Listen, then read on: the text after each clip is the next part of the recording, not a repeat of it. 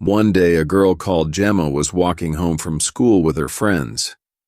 It was a very windy day in autumn. Gemma and her friends walked through piles of leaves. The leaves made a lovely sound. But then the wind got stronger. The wind pushed Gemma and her friends, and they could only walk slowly and they felt cold. Gemma's friends decided to run home where it was warm, but Gemma liked the wind, so she did not run. Gemma liked the wind because it played with her hair, and everything looked different in the wind. The trees danced, the leaves flew through the sky like birds.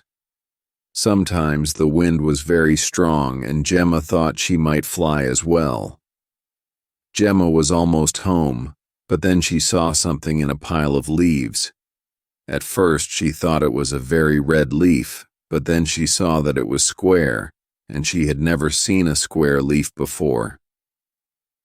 She pushed away the leaves and saw the square thing was a red book. Strange, thought Gemma. Why would someone leave a book in a pile of leaves? It hadn't been there long because it wasn't wet. Someone had wrapped the book in leaves. Maybe they wanted to keep it dry. But it would get wet soon if someone didn't take it. So Gemma picked up the book and put it in her bag. Maybe it belonged to someone at school, and she could give it back. That night, there was a big storm. The storm pushed down trees and pulled roofs off houses. Some of the trees fell on the roads and the railways. It was too hard for people to travel the next day, so there was no school. Gemma sat at home bored. Her parents had to work, so they couldn't talk to her. And her brother's school was close to their house, so he had walked to school. Gemma was alone and had nothing to do. So she opened the red book. She thought it might be an interesting book with lots of pictures, but she saw it was a long book with lots of words. Still, she had nothing better to do, so she started reading. The story went like this. Once, there was a little boy called Nye who lived on a boat. He traveled with his father, who sold treasure from the boat. That was nice, Gemma thought. She liked stories with treasure. She kept reading. Nye's father found his treasure in the sea. He dived into the deep blue water and found all kinds of treasures. Jewelry, old furniture, money. He cleaned them and sold them in the cities they visited, and he told people that the treasures were magic. Gemma closed her eyes and sighed. She wanted to live on a boat too. She was sure she would find strange, exciting treasures, not just red books. She kept reading. One day, Nye's father dived into the sea and brought back a red book. It was wrapped in plastic, so it didn't get wet. Hey, that's strange, thought Gemma. What was it her teacher had said? Fact is stranger than fiction. It meant that real things, facts, were stranger than stories, fiction. And it was true. She had found a red book wrapped in leaves, and there was a story in the book about a man who had found a red book wrapped in plastic. That was very strange. She kept reading. Nye didn't know how to read, because he had grown up on a boat, but he really wanted to know what was in the red book. It had to be a very special treasure, because you had to learn to read to understand it. Nye's father didn't care about the book and wanted to sell it, but the boy cried and told his father he really wanted to learn to read, so he could read the book. Nye's father said, "Fine, it probably won't sell for much anyway, who wants books?" And he dived into the water to find more treasure. For years, Nye looked at the book every night. He touched the words, tried to understand them, but he couldn't teach himself to read. Sometimes, when they were in a city, he asked other children to read the words to him. He didn't know if they were correct or not, but he remembered which words were which, and at night he said the words to himself.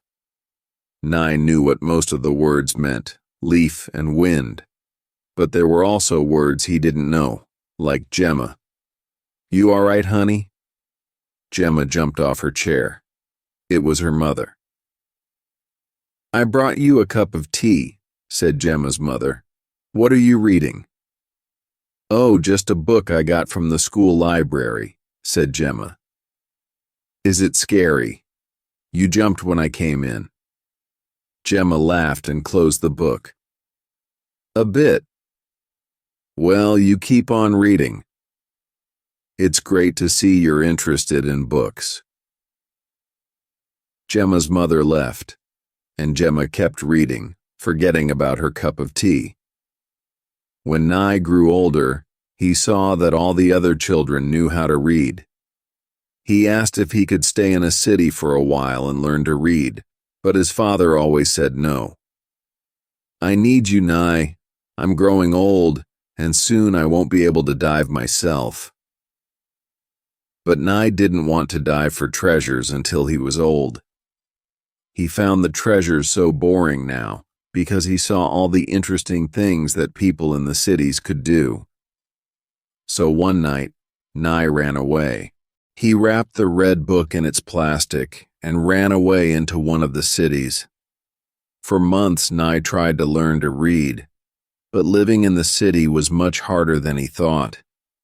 He was big now, and adults didn't like him. Nobody wanted to take him inside when it rained, and he had no treasures to sell for food. And when he told people he wanted to learn to read, they looked at him and laughed. But Nye never lost the book. Sometimes people asked to buy the book from him, but he wouldn't sell it. The red book was more important than food. When it rained, he wrapped the book in plastic. He could get wet, but the book had to stay dry. One day, Nye met an old woman who had bought an old library. "This place is full of treasures," she said. "Beautiful old books. But they're old and wet, and they need help. Will you work here and help me look after these books?" "Of course," said Nye. He couldn't read, but he wanted to work with books. And he worked hard. He moved the books and cleaned the library. When the books were dry, he put them on the shelves. The old woman said that Nye did a good job and she paid him well. She was interested in his red book, but she never asked to see it. When the old woman learned that Nye couldn't read, she said, "I'm going to teach you. I don't care how long it takes. Everyone should be able to read." And so, morning and night, the old woman sat with Nye and taught him to read. At first, they were only simple stories for children, but he learned quickly, and soon he was reading beautiful stories for adults. They really were treasures. There were so many beautiful stories in the world, so many lives that Nye didn't know about before. Sometimes he read stories that were like his life, and sometimes he read stories that were completely different to his life. But Nye was sad. "I couldn't read for so many years," he said. "There are so many books I want to read, but I'll never have the time." "There is always time," said the old woman. "And every time someone reads a story, it's new. You read the words in the book, but you draw a picture in your head, so you have drawn pictures that no other people could draw." Nye didn't agree with her, but he said nothing. This woman had given him everything. When Nye was ready, he opened the red book. "Gemma!"